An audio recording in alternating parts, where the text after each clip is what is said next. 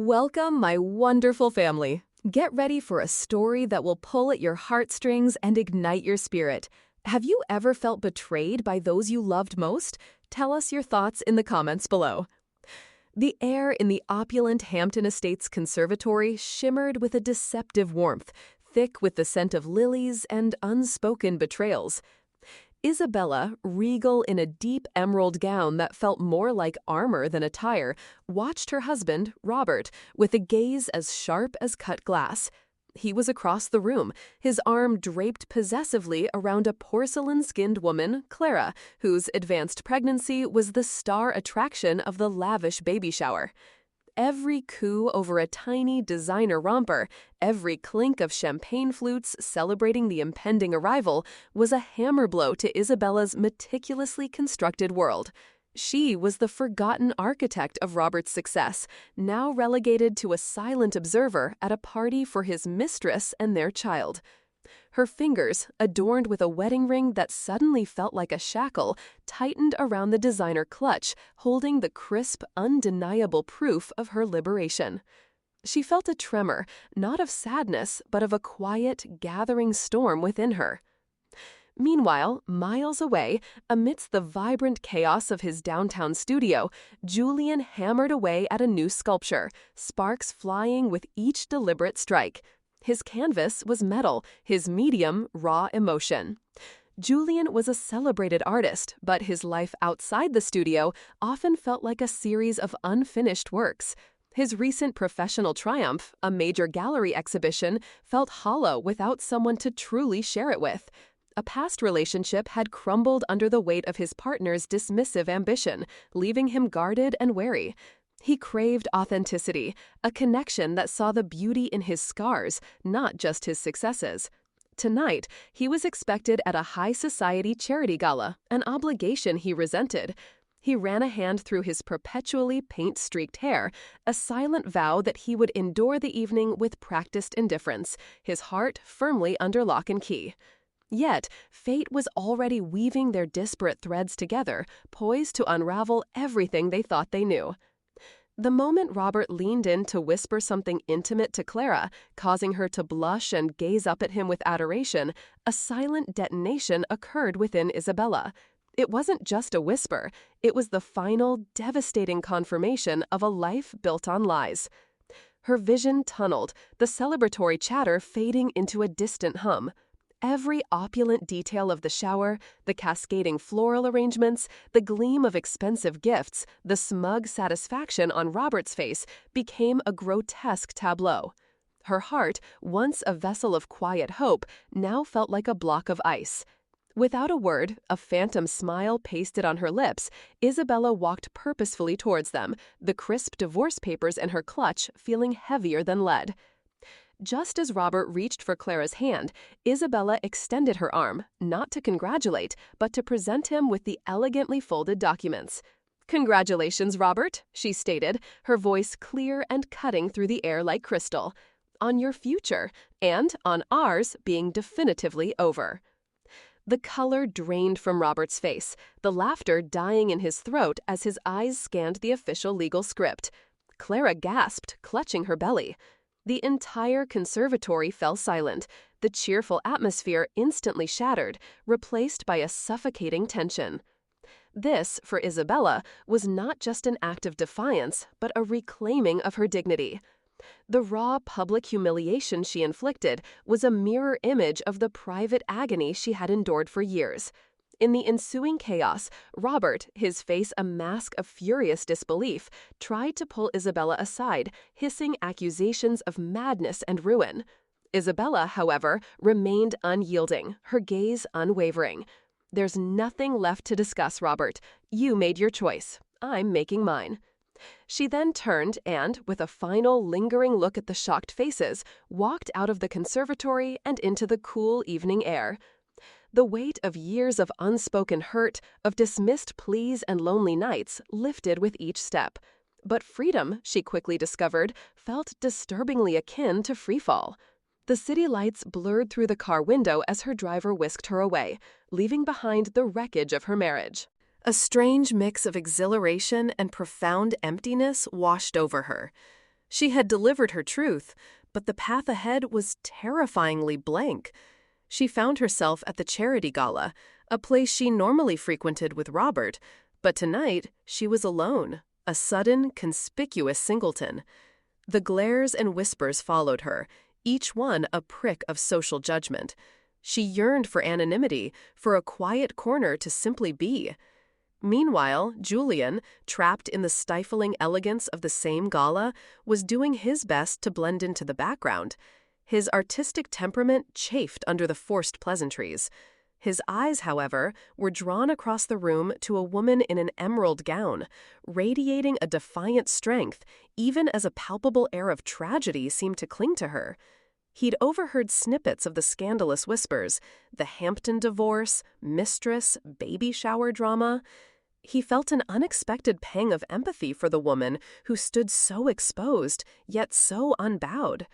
When a clumsy waiter, jostled by a socialite, stumbled and sent a tray of champagne flutes crashing near Isabella, Julian reacted instinctively. He moved swiftly, shielding her from the shards of glass, his arm a solid, unexpected barrier. "Are you all right?" he asked, his voice low, a genuine concern in his eyes that cut through the superficiality of the event. Isabella, startled, looked up, meeting his intense gaze. In that brief moment, amidst the glittering chaos, a shared vulnerability hung between them. She nodded, a silent "thank you" in her eyes. "I'm Julian," he offered, a small, kind smile, "and I believe we just survived a minor skirmish." Isabella, against her better judgment, found herself offering a small, genuine smile in return. "Isabella," she replied. A fragile bridge had been built over shattered glass. Circumstance, however, conspired to bind them further. The incident with the glass had drawn the attention of the gala organizers, who, seeing Isabella's pale face, insisted she rest in a quieter space. Julian, witnessing her quiet exhaustion and the lingering whispers, found himself offering to accompany her to a secluded lounge area, away from the prying eyes. It wasn't a grand gesture, just a simple act of human kindness. As they sat in the quiet lounge, a comfortable silence settled between them, punctuated only by the distant murmur of the party. Isabella, still reeling from the day's events, found herself drawn to Julian's calm presence. He wasn't asking for details, wasn't prying, he simply was. Feeling a strange sense of safety, a dam began to break within her. "Today," she began, her voice hoarse, "I served my husband divorce papers at his mistress's baby shower."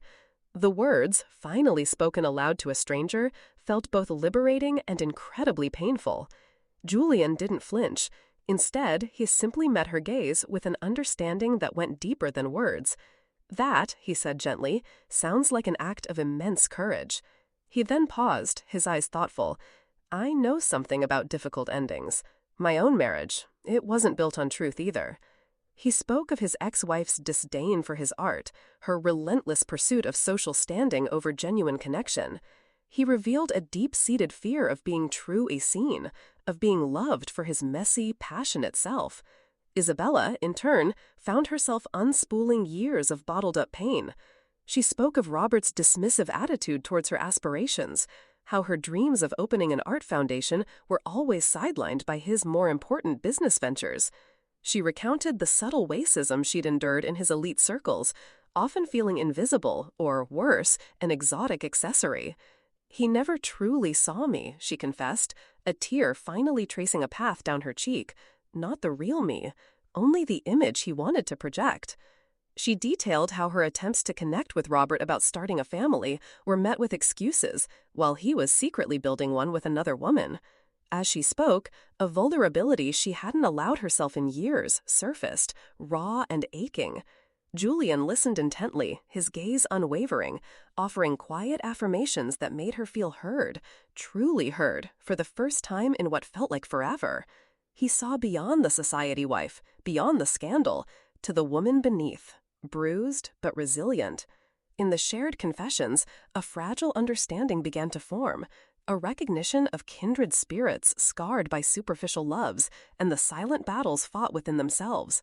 Their forced proximity, born of a broken glass and shared societal exile, had inadvertently opened a window into their souls, revealing the profound loneliness each carried and the quiet strength they possessed. Now, when everything falls apart, what truly guides you back to yourself or to another? Let us know your thoughts in the comments below. In the quiet sanctuary of the lounge, far from the gala's intrusive gaze, Isabella and Julian found a profound, unexpected comfort in each other's presence. The forced proximity had melted into genuine connection. Julian, sensing Isabella's raw emotional state, offered not platitudes but a shared vulnerability. He spoke of his childhood, growing up in a diverse, working-class neighborhood, and the subtle ways he'd felt like an outsider in the art world's elite circles despite his talent. He recounted the loneliness of pursuing his passion when no one truly understood its depth. Isabella, in turn, found herself laughing, a genuine, unrestrained sound that surprised even herself, as Julian playfully critiqued the pretentiousness of a nearby abstract sculpture. "It looks like a startled pigeon," he'd whispered, and for a moment the heavy burden of her day lifted. She felt a lightness she hadn't experienced in years, a sense of being truly seen and appreciated for her intelligence and wit, not just her social standing. He talked about his vision for an art foundation that truly championed underrepresented artists, a dream that mirrored her own suppressed aspirations. A fragile, tentative bond formed, woven from shared pain, mutual respect, and a surprising, almost intoxicating sense of understanding. For the first time, Isabella felt a flicker of hope that healing was not just possible, but perhaps already beginning. The fragile peace, however, was destined to shatter. A week later, Isabella, trying to navigate the complex legalities of her divorce, was blindsided.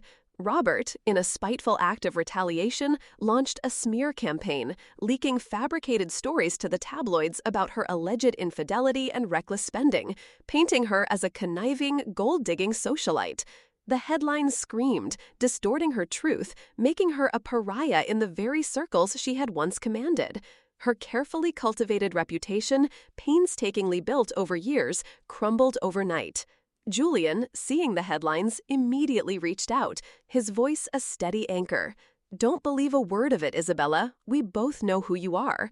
But the public onslaught took its toll. Isabella, feeling exposed and vulnerable, began to pull away.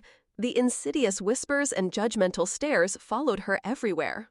One evening, after a particularly vicious online article surfaced, Isabella pushed Julian away, her voice sharp with a pain that wasn't meant for him.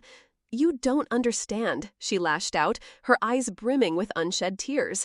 "This isn't just about my divorce. It's about everything. About how people like me are always seen as opportunistic, always needing to prove ourselves. Robert is just playing into a narrative that's always existed." Julian, taken aback by the sudden venom, tried to bridge the gap, but Isabella, wounded and raw, misinterpreted his concern as pity. "Just leave it, Julian," she choked out, turning away. "I can't drag you into this mess." The words hung in the air, thick with unspoken hurt and a devastating misunderstanding. The nascent bond between them seemed to dissolve, leaving behind only the bitter taste of betrayal and the chilling realization that perhaps she was, indeed, unworthy of true connection. Alone in her cavernous, suddenly silent mansion, Isabella stared at her reflection. The woman staring back looked haunted, ravaged by the public scandal and the harsh words she'd exchanged with Julian. Had she pushed away the only person who truly saw her, simply because she was afraid of being hurt again?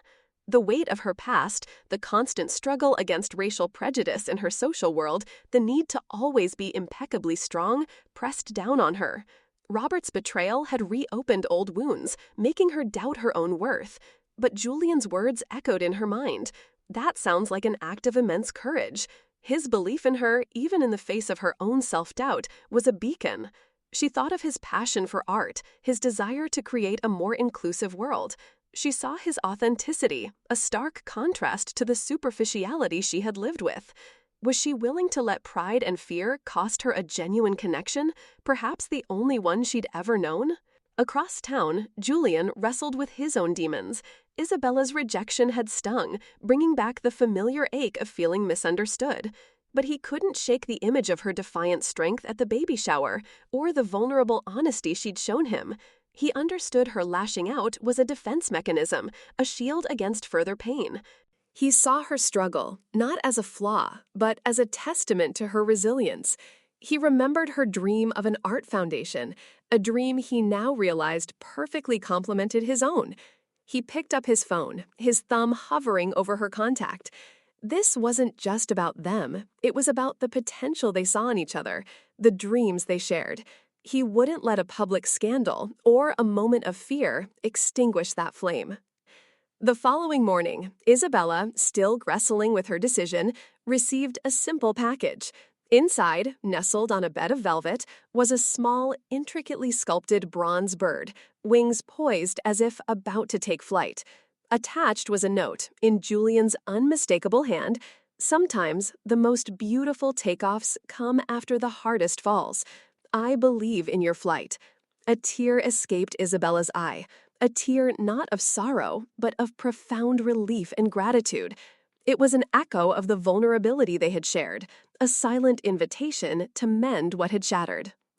Later that day, Isabella found herself not in court with her lawyers, but at Julian's gallery. The scent of metal and paint, of creation and hope filled the air.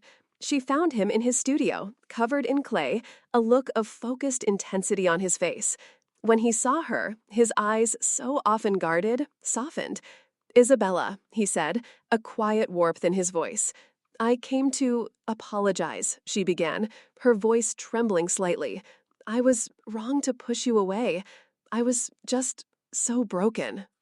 Julian simply walked over to her, taking her hands in his touch grounding. "We're all a little broken, Isabella. It's what makes us real." He then extended an invitation, not just for coffee, but for a partnership. Let's build that foundation together, a place where art is truly for everyone, where stories like ours can find their voice. Months later, Isabella and Julian stood together, not at a lavish party, but at the opening of The Resilient Canvas, their art foundation dedicated to emerging artists from marginalized communities. The room buzzed with vibrant energy, filled with art that spoke of struggle, triumph, and the universal human experience.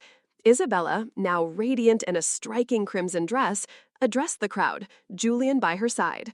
"This," she declared, her voice strong and clear, "is what happens when you reclaim your narrative, when you choose connection over convenience and authenticity over expectation." She met Julian's gaze, a profound love shining between them. He had seen past the societal labels, past the public scandal, to the woman she truly was. She had found not just love, but a partner who championed her dreams, who saw her strength and helped her heal the wounds of racism and betrayal. Wealth, for Isabella, was no longer about a mansion or a lavish lifestyle, but about the richness of purpose, the joy of shared passion, and the profound, unexpected love she had found with Julian. The echoes of that devastating baby shower had faded, replaced by the vibrant chorus of a life reclaimed, a love unexpected, and a future built on genuine, unshakable foundations. If this story resonated with you, and if you believe in the power of overcoming adversity and finding your true path, hit that like button and subscribe. We love hearing from you.